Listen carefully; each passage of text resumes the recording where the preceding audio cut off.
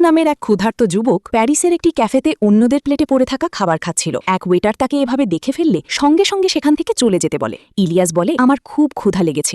এটা শুনে ওয়েটারের তার উপর মায়া হয়। সে তাকে বেঁচে থাকা খাবার এনে দেয় এবং পাশে দাঁড়িয়ে পাহারা দেয় যেন ইলিয়াস নিশ্চিন্তে খেতে পারে। পরে ইলিয়াস রাস্তায় ভিক্ষা করার চেষ্টা করে, কিন্তু আর এক ভিখারি এসে তার বাটি ছুঁড়ে ফেলে দিয়ে তাকে সেখান থেকে তাড়িয়ে দেয়, কারণ প্যারিসে ভিক্ষা করার জন্যও আলাদা আলাদা এলাকা ভাগ করা থাকে। এরপর গল্প কয়েকদিন আগের সময়ে ফিরে যায়। ইলিয়াস একটি ভালো জীবনের আশায় অবৈধভাবে ফ্রান্সে আসছিল। পথে সে একটি ডিকশনারি দেখে ফরাসি ভাষা শেখার চেষ্টা করছিল যেন ভালো কোনো চাকরি পায়। হঠাৎ পুলিশি জাহাজ দেখে পাচারকারীরা নৌকা ফেলে পালিয়ে যায়। ধরা পড়ার ভয়ে ইলিয়াস তার ডিকশনারি সেখানেই ফেলে দিয়ে সমুদ্রে ঝাঁপ দেয়। ঢেউয়ের ভরসায় ভেসে সে একটি বিলাসবহুল রিসর্টের সৈকতে পৌঁছে যায়। পুলিশ থেকে বাঁচতে সে চুপি চুপি এক কর্মচারীর ইউনিফর্ম চুরি করে পড়ে এবং অতিথি সেজে বেরিয়ে যাওয়ার চেষ্টা করে, কিন্তু এক স্টাফ তাকে কর্মচারী ভেবে মালপত্র বহনের কাজ দিয়ে দেয়। মেইন গেটে পুলিশ দেখে ইলিয়াস একটি বাসের ডিকিতে লুকিয়ে পড়ে, কিন্তু ড্রাইভার তাকে ধরে বাইরে বের করে দেয়। বাধ্য হয়ে তাকে আবার ক্লাবে ফিরে আসতে হয়। সুযোগ বুঝে সেই ঝোপঝাড়ের মধ্য দিয়ে পালানোর চেষ্টা করে, কিন্তু কাঁটাতারে আটকে তার ইউনিফর্ম ছিঁড়ে যায়। ছেঁড়া শার্ট বদলানোর জন্য সে এক অতিথির বাড়ির আঙিনা থেকে কাপড় চুরি করতে যায়, কিন্তু অতিথি তাকে দেখে ফেলে।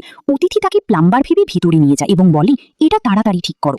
ইলিয়াস যে কখনো এমন হাইটেক টয়লেট দেখেনি, সরাসরি হাত ঢুকিয়ে দেয় পানির ভেতর এবং ভেতরে আটকে থাকা নকল চুলের একটি উইগ বের করে আনে। এটা দেখে সবাই অবাক হয়ে যায়। অতিথি খুশি হয়ে তাকে 20 ইউরো টিপ দেয়। বের হওয়ার সময় ইলিয়াস সেই অতিথির শার্ট চুরি করে নিয়ে যায় এবং ঝোপের মধ্যে গিয়ে কাপড় বদলে নেয়।